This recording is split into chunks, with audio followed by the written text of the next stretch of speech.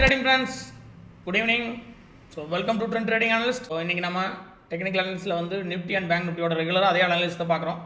Daily ஒன்றே பார்க்குறதுக்கு போர் அடிக்க தான் செய்யுது, வேறு ஒன்றும் பண்ண முடியாது, நம்ம அதை தான் செஞ்சுட்டு இருக்கிறோம். ஸோ இன்றைக்கி மார்க்கெட் வந்து ஓப்பனிங் வந்து ஒரு ஸ்லைடாக நெகட்டிவ் இருந்தது. அதுக்கப்புறம் பார்த்தீங்க அப்படின்னா வந்து ஒரு மார்க்கெட் ஒரு அப்சைடில் ஒரு மூவ் ஆச்சு. ஒரு அங்கேருந்து ஒரு 100 பாயிண்ட்ஸ்க்கு மேலே மூவ்மெண்ட் ஆச்சு நிஃப்டி. பேங்க் நிஃப்டி வந்து பார்த்தீங்கன்னா ஒரு 400 பாயிண்ட் ரேஞ்ச் மூவ்மெண்ட் ஆச்சு. ஒரு 1 ஹவரில் வந்து ஒரு நல்ல ஒரு மூவ்மெண்ட் இருந்தது, அவ்வளோதான். அதுக்கப்புறம் பார்த்தீங்க அப்படின்னா வந்து கிணத்துக்குள்ளே கல்லை போட்ட மாதிரி ஒரு மூமெண்ட்டும் இல்லை, அப்படியே நின்று இருந்தது. ரெண்டாவது நல்லா அரைன்னு அரைச்சிட்டு இருந்தது. ஸோ நான் எனக்கு தெரிஞ்சு கிரைண்டரில் போட்டால் கூட இப்படி அரைக்க முடியாது, பயங்கரமாக அரைன்னு அரைச்சி. சரி, இன்னும் நம்ம எக்ஸ்பெக்டேஷன் அதிகமான வால்டல் இருக்குன்னு நினச்சோம், ஆனால் ஒரு சத்தம் இல்லை. அப்படியே வச்ச இடத்துல வச்சு அப்படியே என்ன சொல்கிறது, இந்த வாழை மரத்தில் வந்து தண்டுகள் உளிக்கிறதுக்கு மரத்தை அப்படியே நிற்க வச்சு உளிப்பாங்க, அந்த மாதிரி அப்படியே ஒரே இடத்துல நிற்க வச்சு பிரீமியத்தை பூரா உளிச்சு எரிஞ்சிட்டானுங்க.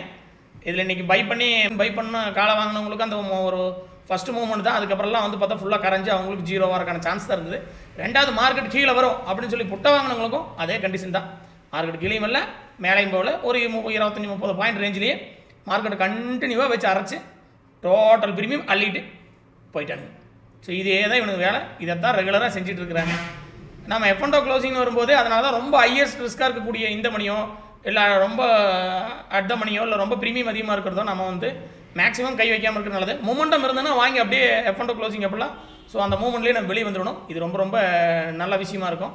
சரி, ஓகே, நம்ம இன்றைக்கி அனலைசிஸ் பார்ப்போம். அதுக்கு முன்னாடி வந்து நம்ம தெரிஞ்சுக்க வேண்டியது என்ன அப்படின்னா, நம்மளோட இந்த அனலைசிஸ் எல்லாம் வந்து உங்களுடைய ஓன் ட்ரேடிங்கில் நீங்கள் என்ட்ரி எடுக்கிறதுக்கு முன்னாண்ட ஸோ நீங்களும் ஒரு அனலைசிஸ் பண்ணிவிட்டு அதுக்கப்புறம் அந்த என்ட்ரி எடுக்கிறது ரொம்ப நல்லதாக இருக்கும். இது வந்து education purpose use only. So நீங்கள் வாங்கும்போதோ இல்லை நீங்கள் விற்கும்போதோ பொறுமையாக முடிவு எடுத்துகிட்டு அதுக்கப்புறம் அதை செயல்படுங்க. சரி, வாங்க அனலைசிஸ்க்கு போகலாம். நம்மளும் மார்க்கெட் மாதிரி இன்றைக்கி நாமளும் போர் அடிச்சு ரொம்ப போட்டு ஜவ்வில் இழுக்க வேண்டாம், அனலைசிஸ்க்குள்ள போகலாம். ஓகே, இன்றைக்கி மார்க்கெட்டில் வந்து பார்த்தோம் அப்படின்னா வந்து closing 23,591.95. It's a closing range Nifty. So இது நாளைக்கு வந்து நமக்கு வந்து ஒரு மூமெண்டம் வந்து மறுபடியும் வந்து 23,620க்கு மேலே ஒரு மூமெண்ட் கொடுத்தது, புல்லிஷ் ஓப்பனிங் கொடுத்ததுன்னா இது ஃபர்தராக வந்து 2 ரிவர்சல் பாயிண்ட் இருக்குது. ஒரு 23,671, 23,721, இந்த ரெண்டுமே ரிவர்சல் பாயிண்ட். இங்கேருந்து மார்க்கெட் வந்து ரிவர்சலாக இருக்கான சான்சஸ் இருக்குது. மேபி இதையும் பிரேக் பண்ணிச்சு அப்படின்னா இட்ஸ் அகைன் வந்து பழைய ஹையும் வந்து இது பிரேக் பண்ணாலும் ஆச்சரியப்படுறக்கில்லை. ஏன்னா நாளைக்கு வந்து ஃப்ரெஷ்ஷாக F&O வந்து அவங்க என்ன பண்ணுறாங்க, உங்களுக்கு வந்து உள்ளே கொண்டு வராங்க. நாளைக்கு வந்து ஒரு ஷார்ட் பொசிஷன் க்ரியேட் பண்ணுறது, பையை வந்து ஷார்ட் பண்ணுறதா, கால் ஷார்ட் பண்ணுறதா, புட்டு ஷார்ட் பண்ணுறதாங்கிறது நாளைக்கு தான் க்ரியேட் ஆகும். ஸோ அதனால் வந்து ஏதோ ஒரு ஸ்ட்ராங்கான ஒரு மூமெண்ட்டை க்ரியேட் பண்ணுறதுக்கு வாய்ப்புகள் இருக்குது. So careful. ஸோ அந்த வகையில் வந்து நம்ம சொன்ன 23,720 மேலே வந்து ஒரு ஓப்பனிங்லாம் கொடுத்து பூம் கொடுத்தா மார்க்கெட்டில் ஒரு மூவ்மெண்ட் கொடுக்குறதுக்கு வாய்ப்பு இருக்குது. ஸோ அந்த இடையில ஒரு சின்னதாக ஒரு 23,800 ஒரு ரிவர்சல் பாயிண்ட் இருக்குது இந்த ரேஞ்சு தொடர்றதுக்கு முன்னாண்ட. மேபி அந்த 23,800 தாண்டி ஒரு நல்ல ஒரு புல்லிஷ் மூவ்மெண்ட் இருந்ததுன்னா மறுபடியும் ப்ரீவியஸ் கையை இது வந்து கண்டிப்பாக டச் பண்ணுறதுக்கு வாய்ப்புகள் இருக்குது. ஸோ அதை நீங்கள் நல்லா தெரிஞ்சுக்கங்க. அடுத்த ரெசிஸ்டன்ஸ் லெவல் நம்ம 23,890 வச்சுருக்கோம், அதையும் பிரேக் ஆனால் 24,000. ஸோ நமக்கு இந்த இடங்களில் ரிவர்சல் ஆச்சு அப்படின்னா இட்ஸ் ஸ்ட்ராங் ரிவர்சல். இந்த இடங்கள்லாம் ஒரு ரிவர்சல் ஆச்சு அப்படின்னா ஒரு மீடியமான ரிவர்சல் ஏரியா தான், ரொம்ப பயங்கரமாக அப்படிங்கிறத கொஞ்சம், ஆனால் ரிவர்சல் பாயிண்ட் தான். ஸோ நமக்கு இதுக்கு மேலே ஒரு ஓப்பனிங் இருந்தாலே அது வந்து ஸ்ட்ராங்காக பையர் மறுபடியும் கண்ட்ரோல் மார்க்கெட்டுக்கு எடுத்துட்டாங்கிறத எடுத்துக்கலாம். மேபி வந்து நமக்கு வந்து மார்க்கெட் வந்து ஒரு டவுன் சைடில் மூவ்மெண்ட், ஸோ நமக்கு 23,550 இந்த ரேஞ்சில் கொஞ்சம் ஸ்லைடாக டவுன் சைடில் மூவ்மெண்ட் ஆச்சுன்னா நமக்கு சப்போர்ட்டுக்கு மறுபடியும் 23,500 ஒரு சப்போர்ட் ரேஞ்ச் இருக்குது, நீங்கள் அதெல்லாம் புரிஞ்சுக்கங்க. ஸோ அதையும் பிரேக் ஆகி மார்க்கெட்டுக்கு இது ஒரு நெகட்டிவ் மூவ்மெண்ட் கொடுத்தது அப்படின்னா இட்ஸ் அ கண்டினியூ. அடுத்த சப்போர்ட் லெவல் 23,400 to 23,360. இந்த 40 பாயிண்ட்ஸ் வந்து ஒரு ரிவர்சலுக்கான ஏரியா.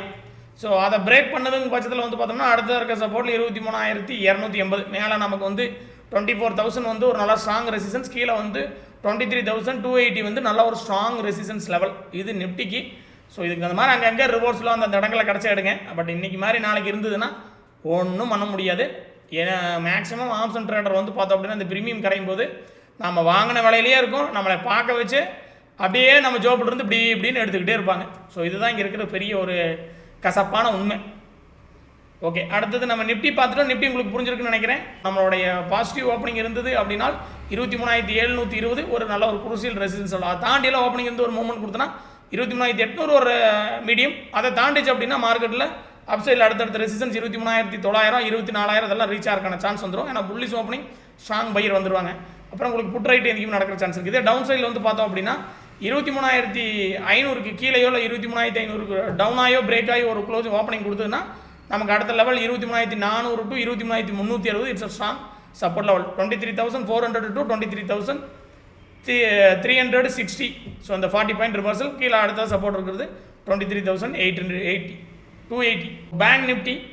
ஸோ பேங்க் நிஃப்டி நம்ம பெரிய லெவலில் பார்த்தோம் அப்படின்னா வந்து இன்றைக்கி ஒரு புல்லிஷ் மூமெண்ட் தான். ஒரு 366 வந்து ஒரு ப்ளஸில் இருக்குது. 51,575 இப்போ க்ளோசிங் ப்ரைஸ்.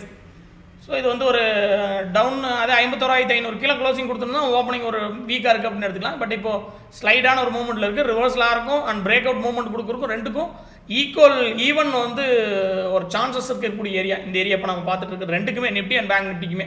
ஸோ அந்த வகையில் பார்த்தோம் அப்படின்னா நமக்கு வந்து 51,500 கீழே வந்து ஒரு நெகட்டிவ் ஓப்பனிங் கொடுத்தாலும், ஸோ அதாவது 51,500 கீழே நெகட்டிவ் ஓப்பனிங் கொடுத்தாலும் நம்ம கவனமாக இருக்கணும். ஏன்னா அடுத்த சப்போர்ட் 51,000 இருக்குது. அந்த ரேஞ்ச் வரக்கு வாய்ப்பு இருக்குது. 51,000 கீழே நமக்கு வந்து ஒரு ஸ்ட்ராங் டவுன் மூவ்மெண்ட் கொடுத்தா தான் அது வீக்கு. அடுத்து அது கீழே வந்து பார்த்தோம்னா நமக்கு 50,600 to 700 it's a crucial support level.